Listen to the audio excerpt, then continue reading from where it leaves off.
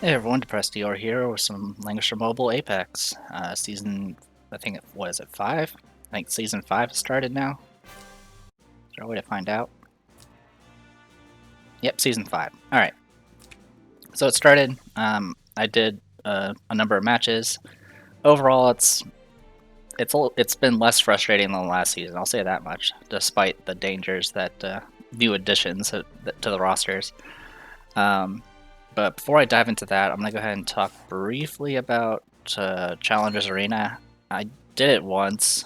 It's kind of like mini Apex. You essentially, instead of having a box of 15, you have a box of, is it 15? Well, whatever. Instead of having the usual large box, you only have a box of 7, which tends to kind of create some weird situations. And then all these characters are not your characters, it's actually characters that they provide, which can be kind of interesting because you can do things like, like you got Sumire here, you can actually change your class if you want to. You can also change your skills, you can change your soldiers, of course, you can change her enchants for both sides, and you can also change your gear within a certain selection.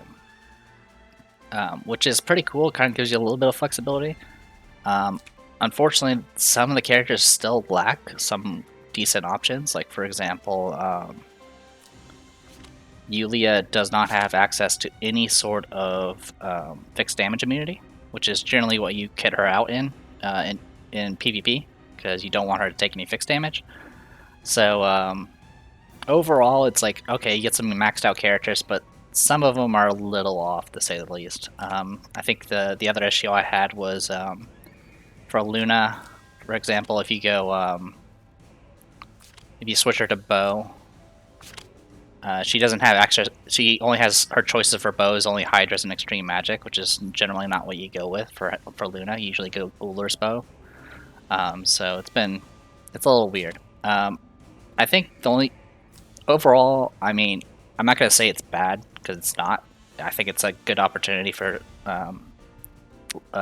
newer players to get access to characters they don't have bulked up yet, and maybe try out some decent strats.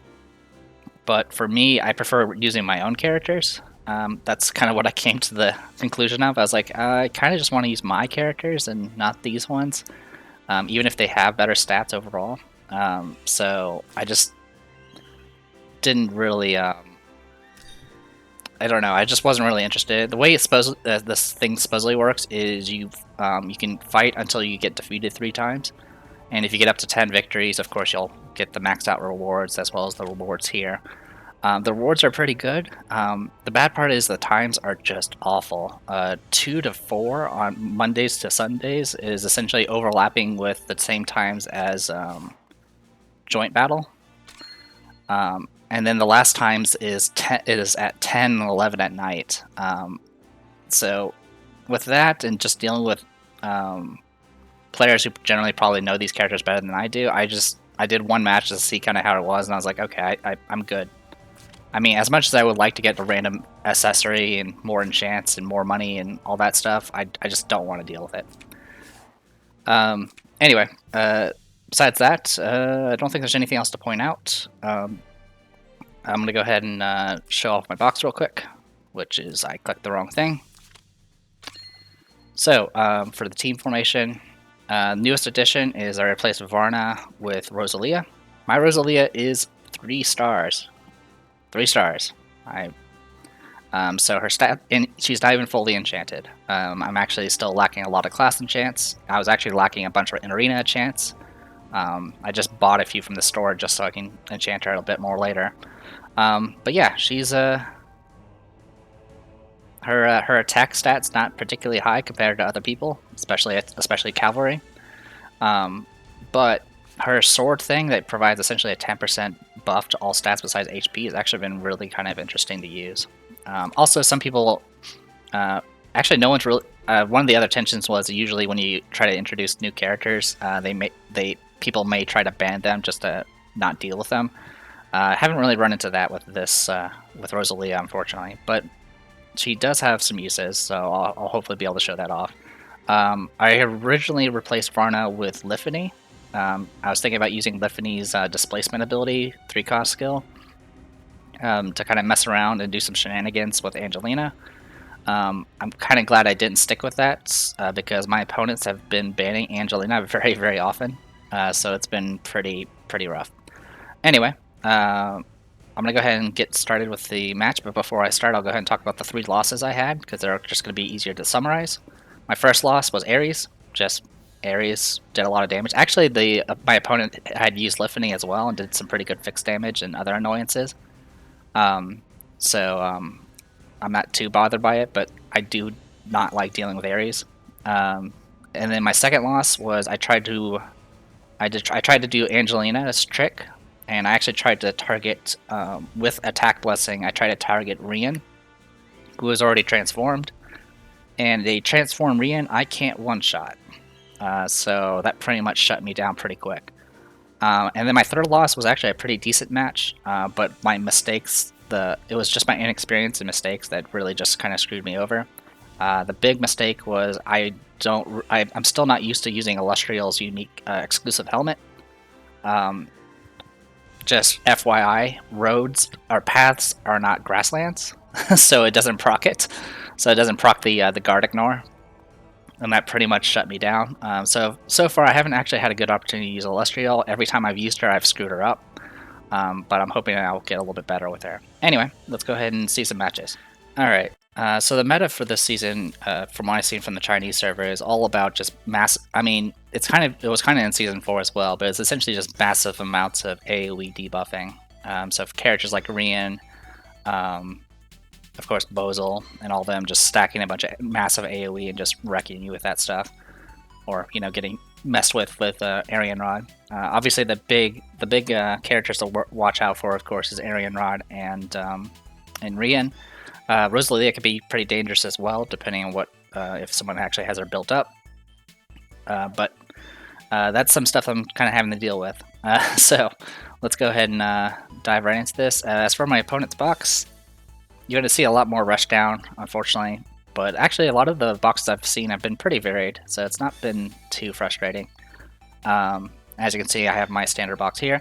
I think my MVP for this for these past few matches has been Sri Lanka, mainly because I don't think a lot of people are just that familiar with Sri Lanka. She doesn't see that much play in Apex lately, so most people just don't know what to do about her when she gets set up.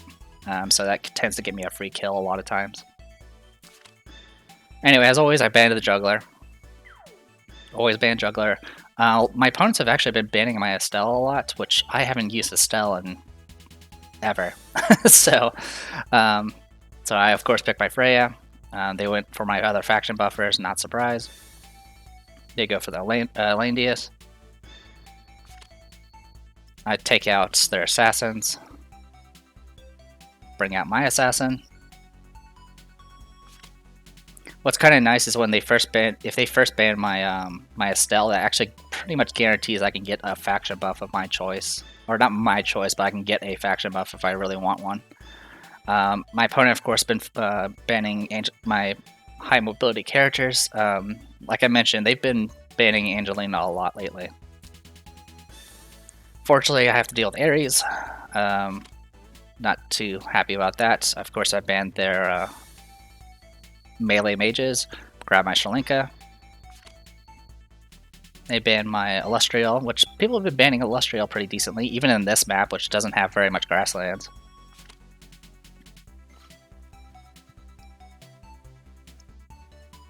So yeah, I'm kind of getting all this situated. I eventually kind of just devoted myself to focusing on taking out their magic, and just focusing, leaving most of their physical. I'm going to try to get better with the young Jessica. I don't think I've won a match with young Jessica yet.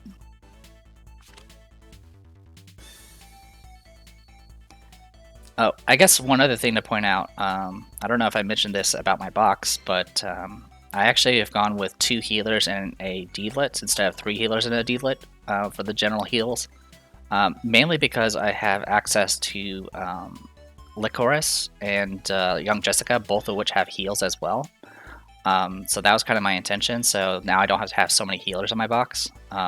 So I've been trying to test that out and see how it plays out. I have both Young Jessica and Lycoris, so I do have healing available. Granted, Young Jessica's heals are not the most powerful, but they're still they can still heal and they can still dispel, and she can also do it from pretty far range if necessary. And then Lycoris, of course, has that terrain effect that can add some additional dispels and heals, which is really, really good. Alright. Arian Rod, this will be my first time fighting her. And then they grabbed their Let-In.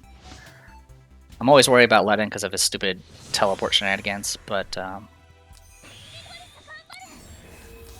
compared to what other options there were, it wasn't the end of the world. Anyway, so key things about Lycoris is I actually did not take her transformation skill. Instead, I stacked up all of her AoE buffs and AoE heal. That way I can constantly keep on putting up buffs, as well as constantly putting out these Breath of Life terrain things. My Lycoris is only 5 stars, so the Breath of Life only lasts for 1 turn. But I'm just going to kind of spread that across the field and kind of take advantage of that. My Young Jessica is spec'd out for single target. Zerida is a standard Assassin Zerida. Shrinkla is standard Shalinka with Skeleton Knights. And then my Freya has a the Power of Hope buff. She can just she can buff herself in Young Jessica. Our opponents, of course, is Ares. This one seems to be... After that, 2 ring span, teleport to your side. Active skill, after that, blah blah blah. Yeah, so mostly standard Ares. This Arian Rod is actually tanky. A lot of times in the Chinese servers, you actually go with weaker troops. That way you can proc her extra actions, so you can just double AoE. But this one seems to be all tank all the time. And then she's just standard kit here. Cross AoE with long distance teleport AoE, and then of course Grand Cross. Landius is standard. I will point out that one of the lost matches I had, I actually had a Landius that went with the standard Tranquility instead of Peace of Mind, which was kind of interesting because it ensured that he can get pushed with his allies if he gets hit with Angelina's little blast thing. Liana, no heal, but has Prayer, Act Again, and Gospel. And then, of course, Let-In has just standard kit with buff and Righteous Duel. Alright, let's dive right in. Oh, and the Landius does have spears. Maybe they counter Freya or something. So using Stremlance just to quickly get to the front of the battlefield, which is kind of interesting. I went ahead and transformed early, even though that kills her mobility. My biggest concern, of course, is the Ares. So I'm constantly thinking about what would happen if he moves a little bit closer and then gets Act Again. But once this movement happened, also the way the positioning was for Arian Rod, I didn't have to worry about her being Act Again, so I didn't have to worry about her suddenly running up and doing Grand Cross or something. So like I said, I was just keeping my eye on the Ares and kind of playing it by ear. One thing, of course, to note is Shalinka has 2 targets right now. After her teleport, she can go for Arian Rod or Landius, and she can definitely get that Broken Dream guard bypass. One thing I was not entirely certain about was the whole, attack the hero directly if that would bypass guard. It doesn't. I found that out during one of my losses, so I was able to confirm that. Anyway, buffing up, so Shalinka's all set and ready to go. So I'm kind of committing to Shalinka here, because everyone else is really far back. My Zerida still needs a turn to set up anyway. And my Young Jessica, she does have her unique helmet, which allows her to Act Again if she doesn't do anything for a turn, which will ensure that she can at least move 2 spaces. But I had a clear shot for Arian Rod. It's sword versus spears, and I'm attacking the hero directly, so I was able to go straight for the kill. I went ahead and moved away from everyone else just to ensure that Ares doesn't do anything nasty with AoEs, which actually worked in my favor, because he went straight for my my Shalinka. Does get the kill, but I actually did a lot of damage in return, which was actually something I didn't expect. And of course, Shalinka's self-res, and then goes to sleep for a bit. Proct. Also, the area stood in place. I don't know if he just did. Oh, I don't know if he just didn't have another move again or what. But yeah, he just stayed in place. I think he might have stayed in place for the AOE. But in any case, I was able to get a clear shot, and I'm in range to just fall back and get within guard range. So I was able to just completely take out the Ares.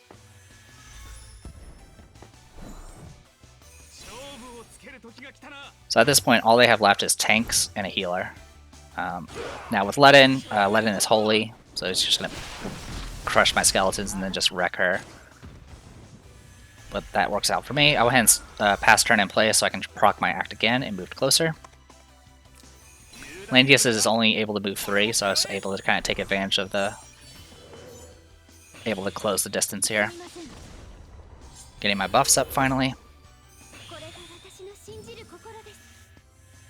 So this Landius is actually going to, again, just buffing up to get more buffs and immunities, and of course get that terrain set up.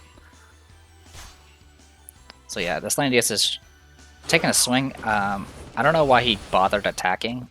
I mean, the reason why he moved up here was so he can try to stop Jessica. So I went ahead and started getting Bloodthirster set up. I'm dealing with tanks here, which is kind of a problem. Really, my key target would be Liana if I can get a shot on her, but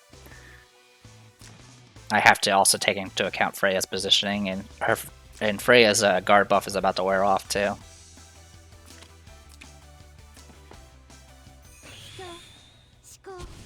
So yeah, I went ahead and let the heals happen. I was okay with that. Went ahead and passed in place. If Freya had moved anywhere, young Jessica would have been attacked, because my guard range would have went lower.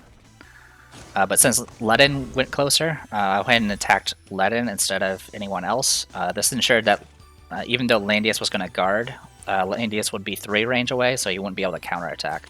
Unfortunately, the Thorns nearly killed me, like usual. I hate Thorns. But it did a bunch of damage, and I actually removed some buffs thanks to the Dispel. So he passed turn in place just to heal up. Went ahead and moved up just so I can stay guarded.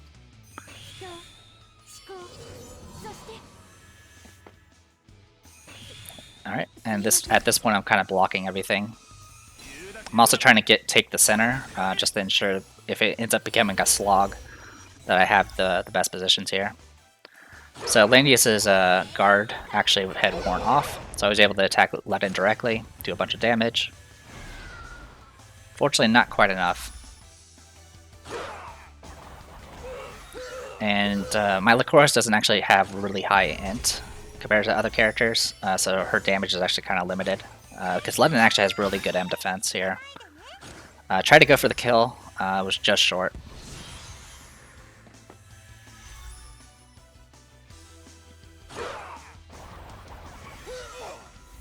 Yeah, so unfortunately, so the reason why I didn't get to do anything with young Jessica is that young Jessica's skills are actually on cooldown, so I can't take advantage of her extra range yet. But thanks to passing turn in place, I do have the extra mobility to kind of reposition if need be. And Landius moving down actually helped me, because now I could stay in range of Freya's guard by just moving here, and then forcing Ledin to guard for Landius, and finishing him off. So at this point, I think it's pretty much game over. I take the center.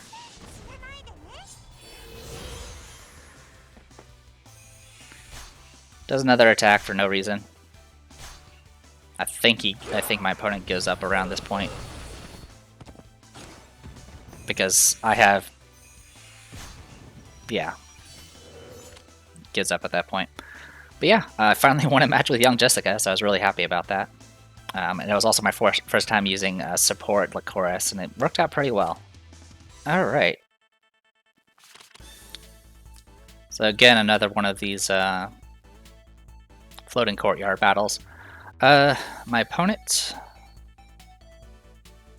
kind of a standard, yeah, pretty standard. Has 3 tanks, 1 hand band juggler, Yeah, I mean, there wasn't too much that stood out.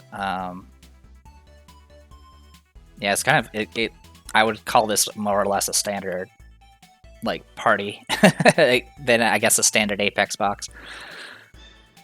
But yeah, not too bad. They banned my Zerida, which is usually what most people do if they don't ban my Estelle. I take their Landius, like usual. I take my Freya, after banning their D-Lit and their not Lycoris, Zerida.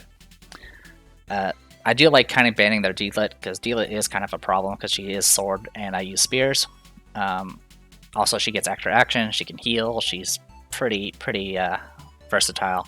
And usually taking out D-Lit kind of gives me a position to potentially take out another healer in another ban, and then force them to pick a healer. So I can kind of immediately take out another 2 characters that I want to take out. So definitely like taking D-Lit early, just so I can get in position to do something like that.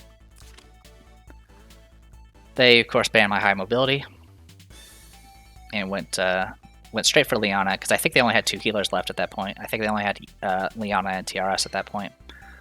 Took out their Yulia and their Listel. I generally try to ban Listel early, because I just don't want to deal with that nonsense. And she's also pretty tanky. And it looks like they're just trying to ban my faction buffers at this point, and I guess Lycoris, even though her faction buff doesn't actually do anything. Alright, went with Luna. I'm a little concerned about Curse Spear as usual, because they always go flyers.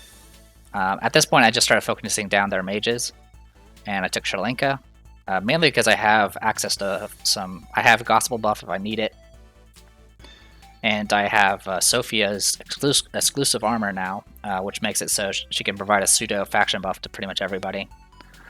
So they went ahead and grabbed Bozal, so they at least have some sort of caster. At this point, my choices were kind of limited. I did not want to deal with TRS's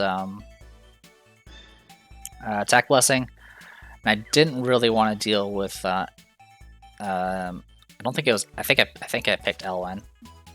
Yeah, I picked Elwyn, and okay, I went Elwyn and Ledin. I wasn't too worried about Leon. I mean, his 3-cost skill is annoying because it can displace, but it's something I can at least tank. And I actually take Rosalia, who, like I said before, is only 3 stars.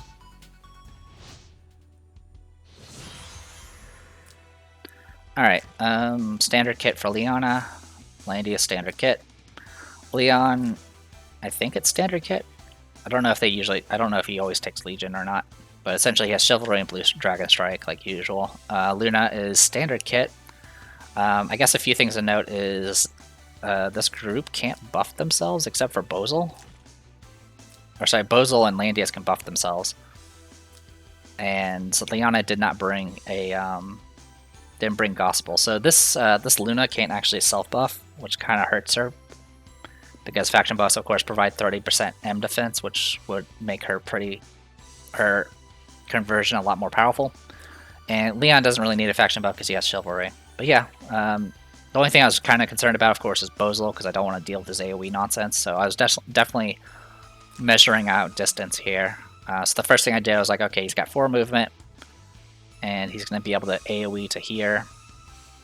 If I hold back, because he's going to go first, so it'll be 1, 2, 3, 4. So pretty much all the way up to here, he can potentially AoE 1, 2, 3, 4. Or sorry, he can potentially AoE all the way up to Freya if I let him just go full movement twice. But he moved that way, so he actually gave me a little bit more flexibility on where I can position. So if I actually measure it out again. So yeah, right here, this little diagonal here is his range for AoEs. So with that in mind, I went ahead and moved my Rosalia first.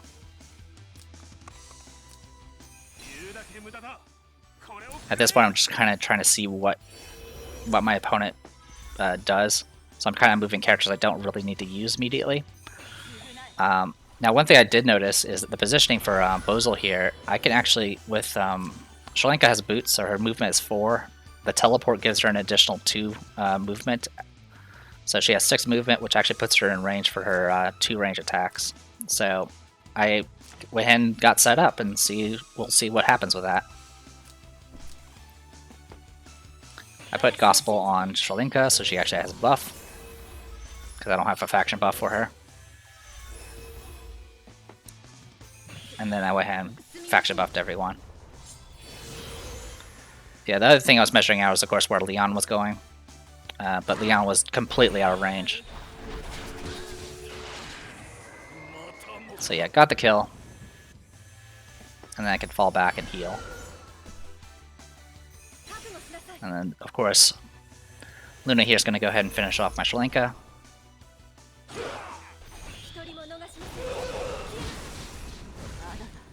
Still did pretty good damage. So, self-res. She was Gossipable. The Cursed Spear did proc, but she was Gossipable, so she was immune to all of it. Alright, so for the... So, I moved Freya here so I can get within range to do my two range guard.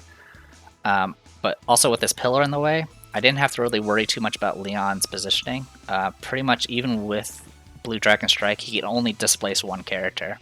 So his choices were to either go straight for Freya and displace her, possibly, which could be actually potentially a bit dangerous, or go for Shalinka. Still gets guarded by Freya, but potentially displace her to someplace where she can get killed later. But either way, I was pretty safe, because he's going to have to devote everything to try to get anywhere with this. And I usually am a little bit worried about Leon, because despite him being cavalry, he sometimes does just a lot of damage to spears. So yeah, it's one of those things. Oops, sorry. But just in case, I went ahead and just placed one of these swords out.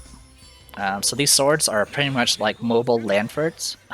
Lanford's passive is essentially 10% to all stats besides HP. Sword of Protection does the same thing within one block.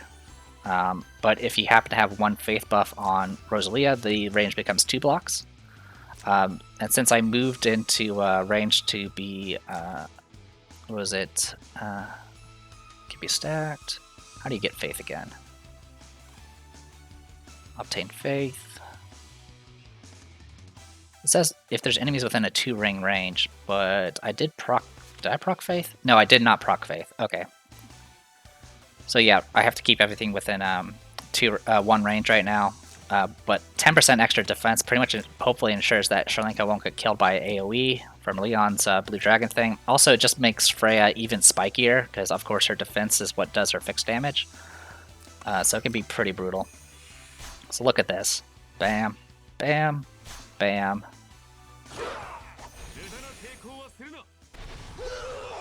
Yeah, barely even hurts me. I actually almost kill him. Yeah, he nearly just died from that. So he just fell back at that point. He didn't even bother with the AoE after effect. So yeah, 10% to all stats is it's pretty good, because it stacks with it actually stacks with everything except for Lanford's buff.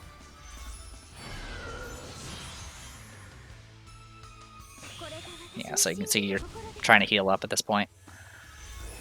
So at this point, I'm actually, yeah, at this point I'm just kind of refreshing buffs, letting, refreshing cooldowns. So at this point, Shalinka's cooldowns have worn off thanks to Rewind here. So she's going to be set up for another assassination once she gets awakened. Alright, so this movement here is actually kind of key, because both Liana and Leon are now not in guard range. So I was a little concerned of whether or not Rosalia could actually get a kill off. I mean, I was kind of comparing her stats to Liana, as you can see, 1681, 1288 here. Of course, that's with Chivalry buff there. But yeah, with Chivalry, I can get in range to actually hit anything. Also, thanks to the Rewind, I can actually place another sword and get another move and attack from that as well. So I was like, okay, I'm not sure if I can get the kill. The other thing I was a little concerned about, of course, is I won't be able to move again after I attack Leon or Liana, because Landius negates move agains. I didn't feel comfortable attacking Liana because of Shrine Maidens, but my main target was going to be Leon. But just in case, I was going to go ahead and move Freya up to go ahead and give myself a little bit of guard range. And they attack with Luna, who nearly dies just from the raw fix damage.